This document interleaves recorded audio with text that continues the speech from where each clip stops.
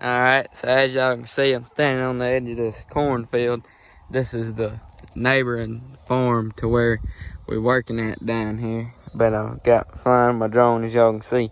That's that grain cart. I don't know how good y'all can see them grain trucks up there. Them hopper bottoms, them white things are right there.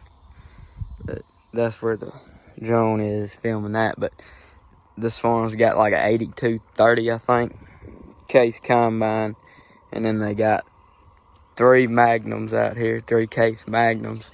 I got 2 running a grain cart and 1 running like a 330 VT case disc. I ain't sure what exact size the tractors are, but that's what we're doing today. We're out here in this cornfield.